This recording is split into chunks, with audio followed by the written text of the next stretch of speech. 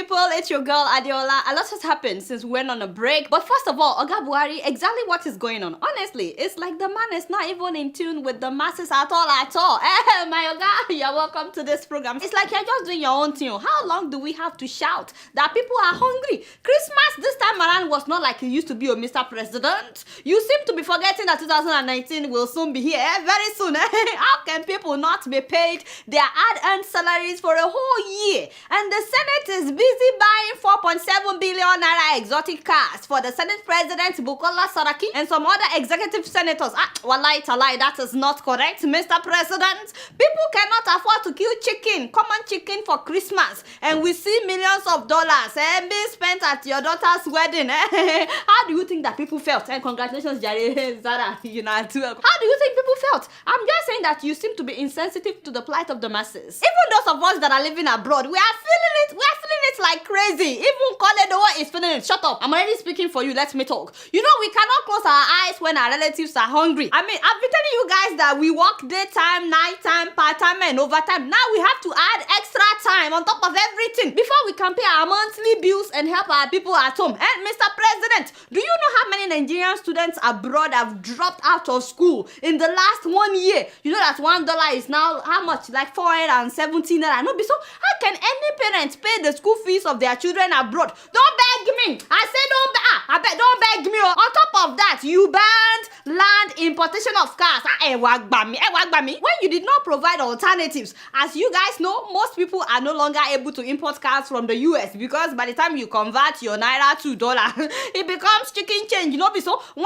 million naira now is like $3,000. Father! So a lot of people have been buying cars from neighboring countries. But the government of Nigeria just decided to ban land importation. Mr. President, wallahi talai, this is not correct. You and I, we need to have a cup of tea together. Just me and you, let's sit down and talk about Nigeria. Who is advising this man? You just took away some people's livelihood as if the situation is not already bad as it is. Before you do something like this, you're supposed to make sure that people can get cars of the same value within Nigeria. My dear, how many car manufacturing companies do we have in Nigeria?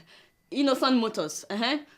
Innocent Motors. That's it. That's it. Just Innocent. You see what I'm saying? A country of 180 million people. We have one solid made in Nigeria car company. I beg, forget about all these foreigners that are assembling their cars in Nigeria. Those are not made in Nigeria and they are expensive. Oh, by the way, Innocent Motors is doing a wonderful job. In fact, I've had the opportunity of patronizing them twice and I was not disappointed at all. I would recommend them anytime, any day. So make sure you check them out if you're trying to buy a car in Nigeria. This is his contact. Wait a minute. I just give the man free adverts. I beg. No, we need to call him after this service. Mr. Innocent, in case you are watching, it's your girl Adeola. You owe me big time. Sure, you understand? You owe me. But there are people that buy cars in order to go and resell them in Nigeria.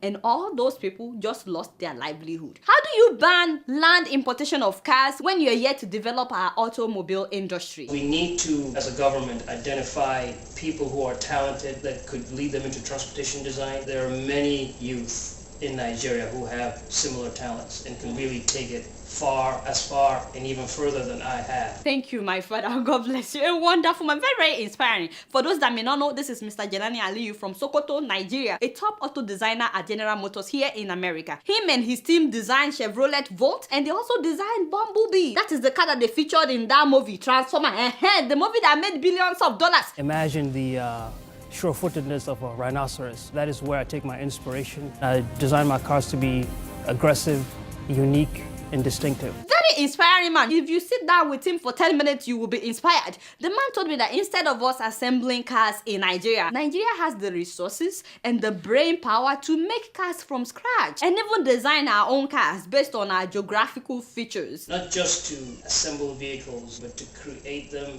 design them in that country. We have extreme heat, we have extreme dust, a lot of humidity. These are the conditions we face every day. Inherently designed vehicles for that. Benny, he told me that by now Nigeria should be designing cars that will be running on solar power, based on the fact that we're generously blessed with sunshine in Nigeria. So if only you had called me, Mr. President, and everybody knows my number, I'm always on speed dial. I would have told you that first of all, empower young people that have been designing prototypes. Young people that have been designing cars. We've been seeing so many of them like this month. You know, can you imagine if these guys are living in some countries? God knows that by now they would have been making real cars. How do you think that Toyota started? How do you think BMW started? How do you think Nissan started? Second of all, I would have told you, Mr. President, if only you had called me, that we have so many Nigerians that are working for automobile companies in various parts of the world. In Germany, here in the US, you know, like this man. We have so many Nigerians that are working for big automobile companies all over the world. Why can't we pay them to put in some time in training more people in Nigeria and start our own made in Nigeria cars? You should have called me so that people will be patronizing Nigeria as well. People will be buying from us instead of us buying from outside. In fact, you won't even have to shut down the land borders because we will be shipping out cars to other African countries instead of us shipping in cars. And speaking of advice, Mr. President, Adeola, move closer, please move closer, because obviously I'm the only one telling you the truth and you need me. You know you need me. And now from the look of things, some cabals may not let you see this video. Hopefully they will let you see it. Do you not know what is happening in southern Kaduna? Like, just tell me that you don't know. Just tell me you don't know. And you know what? I'm not even asking you to release a press statement. Not be press statement we go chop. But Fulani herdsmen have killed thousands of innocent people in southern Kaduna, and you're not bothered at all. It's like you're not bothered at all. They killed more than 800 people in one single day. What? Father, where is thy face? Human beings being slaughtered left and right. 800 people in one single day. My dear, what happened to I belong to nobody, I belong to everybody? Is that how he said it? If you belong to none, who belong to you? If you belong to none, who belong to you? Baba Buhari, Mr. President, they are killing Christians in southern Kaduna. Please, rewind back to March 28, 2015. Oga Buhari, millions of Christians voted for you. Me, I'm just reminding you because, you know, 2019 will be here very soon. It is the year after the coming year. It will be 2019. And nobody is making this about religion, by the way, before some people will start sending me emails. Because as you guys know, if they are killing Muslims, I will talk. So please don't send me emails that I'm making this about religion. No, it is not. But the same day that they killed 808 people, they burnt down 1,422 houses, they burnt down 14 shops, they burnt down 1 primary school and 16 churches. They did not burn down not one mosque. But somehow, in one day, they burnt down 16 churches, and you are telling me that they are not targeting Christians. So please, we are not making this about religion. I'm just saying that, Mr. President, do you really think that Christians would want to vote for you in 2019?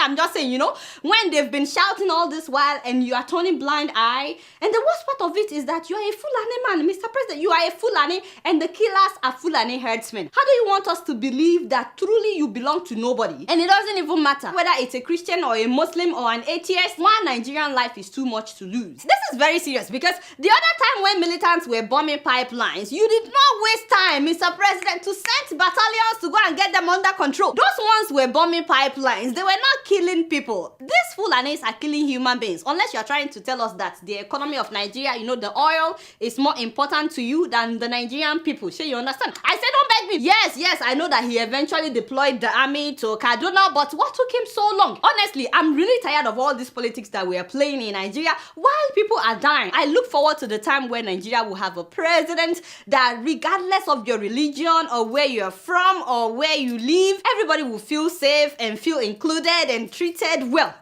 Give me that song again.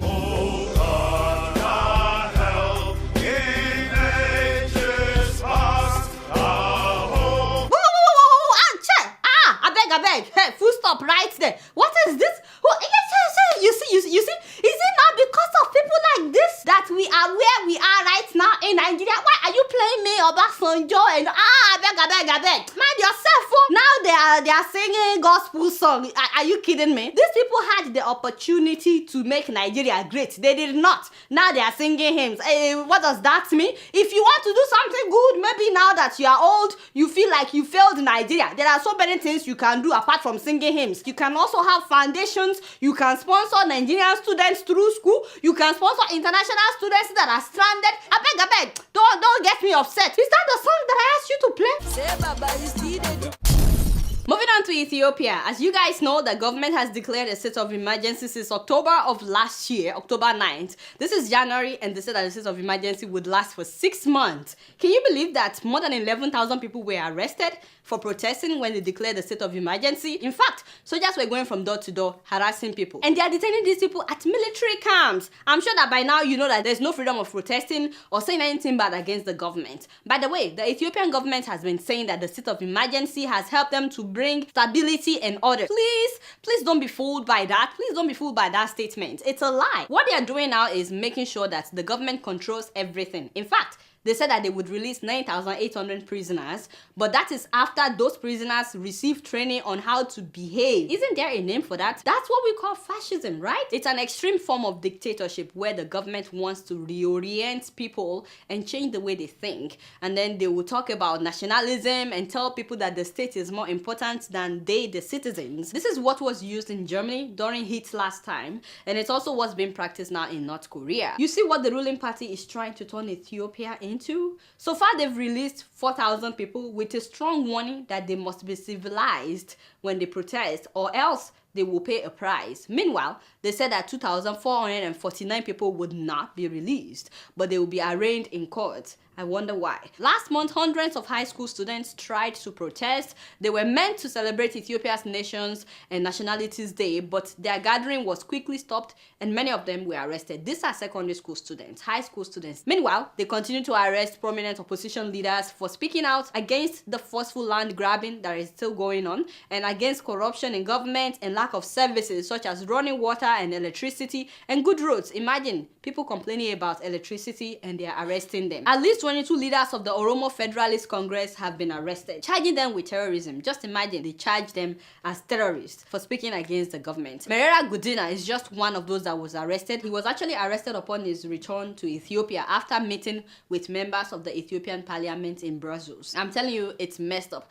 But the thing is, the ruling party cannot go on like this forever. You can't. Why can't we learn from past dictators? You know, it breaks my heart that this is what they are doing in Ethiopia, but you guys not do much. Guess what? I'm just keeping it real. So moving on to Kenya, it's been a month now since doctors and nurses went on strike because the government has failed to honor a 2013 comprehensive bargaining agreement, which states that they would pay doctors 300% of what they've been paying them. And the government agreed, they signed. For years, doctors in Kenya have complained that their pay does not commensurate with the hard work and long hours that they put in. The same for nurses. Right now, the lowest paid doctors in Kenya are getting between 127,000 shillings to 144,000 shillings per month. That is about $1,232 to $1,444 per month. That's how much they are paying lowest paid doctors, which I myself think is ridiculous. I think it's ridiculous. $1,000 per month for a medical doctor, seriously? And they are putting in all these hours. So how much are they paying nurses? And the highest paid doctors in Kenya, some of them are like specialists. Those ones, they are presently getting between 328,000 to 538,000 shillings per month. That is about $3,160 to $5,192 per month. So the least paid doctors are saying that they want to be getting paid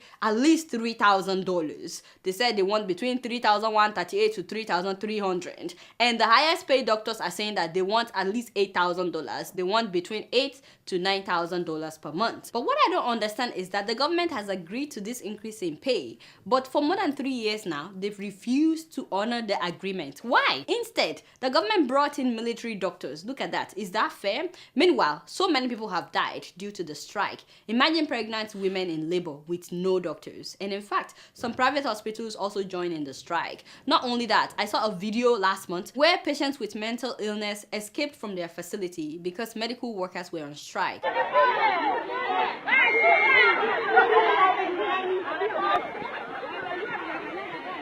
That's really scary. I was afraid when I saw that because those patients, they could harm themselves or they could harm people that they come in contact with. By the way, one member of parliament in Kenya has been saying that if care is not taken, that Kenyan doctors will start applying for jobs outside Kenya in other countries. And I don't blame them. I don't blame them if they will treat them better outside Kenya. You know, this doesn't just apply to doctors, by the way. We just don't take care of all civil servants in Africa. Which is why I won't be surprised if tomorrow teachers go on strike. You know, it's doctors, it's nurses, and then teachers. That has been the trend, not just in Kenya, but in various African countries. The real problem is that African countries don't adjust salaries based on inflation and cost of living. Our money depreciates every year. Inflation rises and cost of living goes up. Not only that, our currencies lose value. Yet, we're still earning what we've been earning for years. Look at Nigeria, for example. Our minimum wage is 18,000 naira. But what you could buy with 18,000 naira 2 years ago, you can no longer buy it today with 18,000 naira. So this salary problem cuts across all professions, and those who feel it the most are the pensioners, because they're already out of the workforce. No one is fighting for them. You can imagine someone that was getting paid 600 naira as pension in 1982 is still collecting 600 naira as pension in 2017. Meanwhile,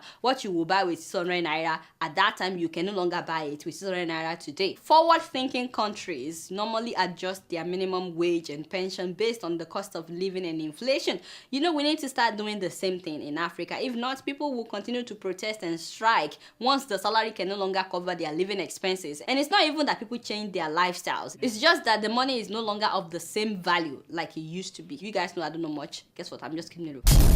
So for our rapid news of the week, Gambia's army chief has pledged his loyalty and support to Yahya Jammeh. As you guys know, Jammeh is still insisting on not stepping down, and now the army chief says that he stands with Yahya Jammeh. You guys know what that means. You know, that means that they're not willing to step down without a fight, and of course he's got the army on his side. So we are watching on Plasma TV to see what Yahya Jammeh will do, because they're supposed to swear in the new president on January 19th. And moving on to Burundi, President Pierre Nkurunziza has hinted that he would be seeking a fourth term in office. Okay. You know, this guy just forced himself on the people for a third term. Do you guys know that about 1,000 people died during the 2015 protest? About 1,000 people. Now he's saying that he will do another term after this one. In fact, the way he said it is like he's contemplating changing the constitution so that he could run. This is what happens. Once a dictator, always a dictator. Clearly he doesn't care. They will have to kick this one out. And my first shout out of the day goes to Christine Izuako, a 27-year-old Nigerian American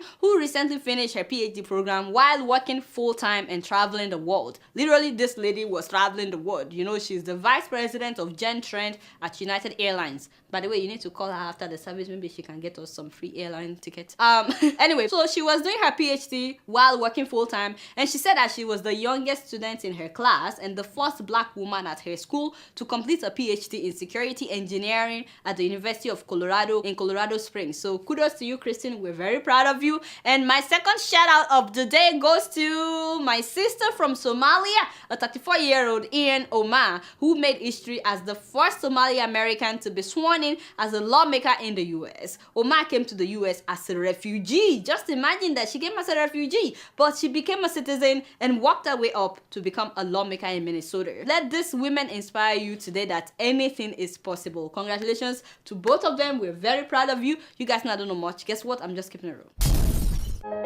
Growing up in Kenya, my sister and I were very close. But like any sisters, we fought a lot. She always got new clothes, and I always got hand-me-downs. Now she's putting her children through school in Kenya. We still fight sometimes, especially when I send money for the kids. I tell her, buy some clothes for the younger one, and we both laugh. With nearly 500,000 locations, our app and online, this is moving money for better. Say Baba, you see they do. Fight corruption in the room. If I like change for the other room. If you belong to none, who belong to you? If you belong to none, who belong to you? Baba Buhari, play me that song one more time. Say Baba, you see they do. If you belong to none, who belong to you? Alright y'all, it's been real and I'm keeping it real right up in here. Don't forget to follow me on Facebook, Twitter, and Instagram. Until next week, I'm gonna see y'all later. Peace out.